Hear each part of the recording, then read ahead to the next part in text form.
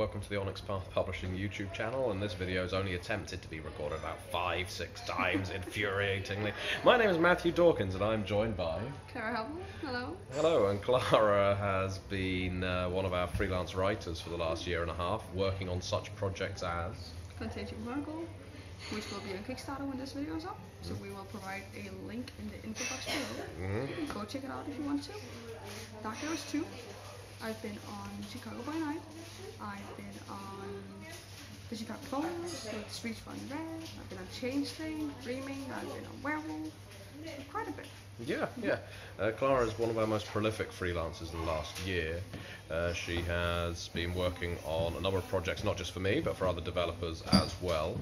And we are currently in Dublin. And why are we in Dublin? We are here for the Leprecon. We've been invited for special guests.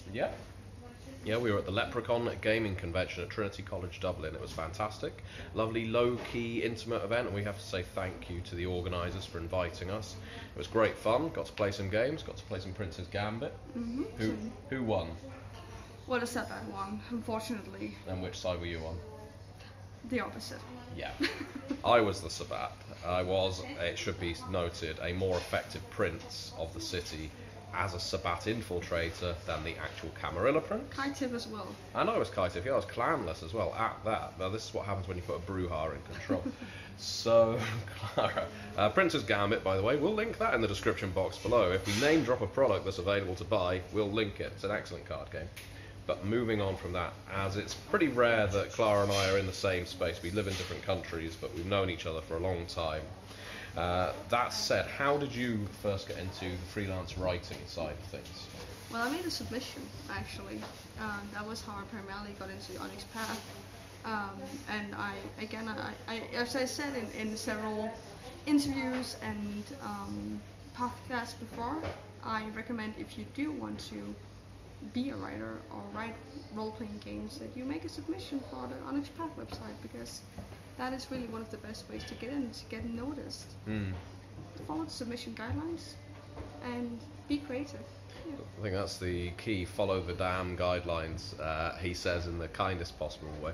I've been wanting to murder someone sitting near me, not Klara, while we've been trying to record this video because of the amount of noise we've had to contend with. Shaft, the song in the background, people crumpling papers and talking. How dare they talk in a public space such as the one we're in right now, which is, where are we? The Dublinia. What's a museum. That? It's a museum, I guess, about Viking ages in Dublin, how Dublin was founded, medieval ages in Dublin as well. It's quite interactive. It's a lot of fun. Yeah, I've got to say, whenever I have been anywhere with Klara, she does insist on, if there's something Viking related there, we have to interact with it. This is the problem with working with a Dane. Well, I'm proud of my heritage, what can I say? Yeah. Of all the raiding and the horned helmets. That too. Yes, well known for their authentic horned helmets. So, as Contagion Chronicle is currently on Kickstarter, what can you tell us about the chapter you wrote for that book? Well, the chapter is based on Vampire Requiem, first of all, and it is... We're actually a very good place to talk about this because it is about a Viking king, specifically a Viking king in Odense, which is my hometown. It's a very old Danish town, actually, descends from the Viking ages, and it is about contagion based on emotion, which is a very interesting way to see contagion, see illness. So that is, I guess, what I can... just scraping the surface. Yeah, if you're following the actual play of Contagion Chronicle on this channel, you will hopefully know that that game is set in Odense. I've used Klara's setting from the Contagion Chronicle for that book because I'm a very big fan of the antagonists there, the elements Klara introduced. Hopefully you'll enjoy that too. And also, you'll get to read that if you back the Kickstarter, because it will be available as part of the manuscript, which is drip-fed to all the backers of the book. So, of other games you have worked on and other books you have worked on for us, which project would you say you are the proudest of? That's a question we didn't cover beforehand. I'm very proud of my Dark Heroes 2 work. Yeah? To be quite honest. Well, I'm again, it's based in Scandinavia. I swear to God, I can write other things, but this is based on Scandinavian witch trials, and I think that's a very interesting time in history, and it's a very interesting event. It's not really one event; it's several events, but I think that part of history is incredibly interesting from many points of view, and I really wanted to cover that in a book. And Scandinavian witch trials are often overseen compared to the Salem witch trials in America, but they are some of the most brutal and horrifying witch trials in history. Yeah. And I think that, if nothing else, that is it's a good thing to cover in a World of Darkness or Chronicles of Darkness book. Yeah, this chapter that Klara wrote, I developed that part of the book, is a Mummy the Curse and Geist the Sin Eaters focused chapter. Do excuse any background noise. Where we focus on a lot of the villages and towns in Sweden and Denmark, to a lesser extent Norway, because it didn't really affect Norway so much, where the Scandinavian witch trials were pursued for around 40 years, I suppose. Yes. And there were entire villages being depopulated up to about 60%. Of anyone who could possibly be accused of being a witch was burned, hanged, drowned, or whatever the local magistrate deemed was appropriate. So it was a period of history about which I knew nothing, and when Klara wrote it, it's something I think everyone watching this, if you're a big fan of Chronicles of Darkness, or Mummy, or Geist, or indeed just history, you'll get a lot out of that. Now, another piece of work that you did for me, more recently actually, we could talk about Chicago by Night, but let's talk about an unreleased book, well, a book that hasn't even been previewed yet, and that's Let the Streets Run Red. So Let the Streets Run Red is a book of chronicles that follows on from Chicago by Night, but doesn't need Chicago by Night for play. And your chronicle is set in Chicago. It is. What can you tell the viewers about the chronicle you've written? I can say that it is very much based on touchstones, and that is something I wanted to touch on from V5. I think the touchstone perspective in V5 and the humanity and mortality perspective is very interesting, and I wanted to show players how important their mortal friends and family actually is. Because it's something you can easily forget if you are a vampire and you are constantly pulled into this world that doesn't really have anything to do with your everyday life, but you do have family and friends, you do have work, you need a way to survive as well, and that just brings it down a bit. It brings it down to a mundane level, but it's a very interesting mundane level. Mundane doesn't mean boring here. It is a way to bring something that's so horrifying and terrible down to a level that everyone can understand and relate to.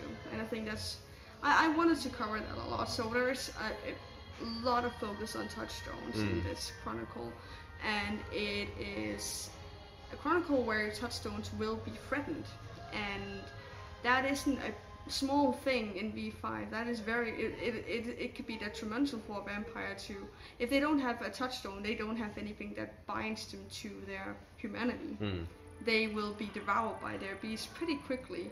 So I think having something so valuable but so fragile as well, because the rest of the vampire society and everything else really will know that this vampire has something so fragile. Maybe a child, maybe a wife, maybe another mortal. Yeah, one of your good examples in that chronicle was a grandparent. Exactly. How a fledgling vampire's grandparents might not fully understand what's going on, but they love their grandchild that deeply.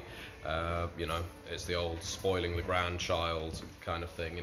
We understand, just don't get in any trouble. You can sleep at hours during the day, just stay out of the way of the law. And when those grandparents are suddenly endangered, it's a very human horror. It's one of the things I enjoy most about V5, and something Klara managed to do in The Sacrifice as well, her chronicle in Chicago by Night. It's tap in to horror that is innately human in nature, because it means we can relate to it as players and storytellers. So hopefully you'll enjoy that as well. So I know we're probably going to get a copyright strike for Stand By Your Man, which was playing in the background there. Sorry about that, Ian. You know, Onyx Path channel, what can I do? You might say record somewhere quieter, but Dublin, it turns out, is a very loud city with an awful lot going on, especially on a Sunday when we're recording this. There's a lot of Catholics here, and they go to churches. Usually I record in churchyards because they're quite quiet, not here. So, anything else? Any other books you want to talk about before we sign off? Well, I think we should talk about the Chicago Folios, really. Oh, okay, Chicago Folios, go for it. Well, it really isn't a story in itself. It's bits and pieces you can use in your own chronicle, and I love that. I love when you can put together, when you're provided with puzzle pieces and you can put the puzzle together however you want. There isn't a specific guide. Maybe there is a guide, but there's also ways to go around that guide and create your own thing. And I enjoy that a lot. I enjoy writing books I feel I can use myself in my games. And I think Chicago Folios definitely is one of those books, because it's bits and pieces, it's interviews, it's transcriptions, it's video footage, it's really everything you can use and put in your own chronicle, and I thoroughly enjoy that. Excellent. Okay, lovely. And yeah, by no means sleep on the idea of Let the Streets Run Red and Chicago Folios, because they're source books. A lot of people only have eyes for core books, but source books can sometimes contain the richest material, and some of the ones Klara's written on have been excellent. So I think Chicago by Night was the first book where people got to see your material with The Sacrifice, and Contagion Chronicle will be next, but because you've got these 12 or so books coming out over the next year, your name's going to get out there. I suppose. And if you are attending UK Games Expo later this year, you will be able to see both myself and Klara and a whole bunch of other people from the Onyx Path team, because we're running games right there, including the Contagion Chronicle. So with that said, thank you very much, Klara, for taking the short amount of time it's taken to get this interview recorded. And thank you very much for watching.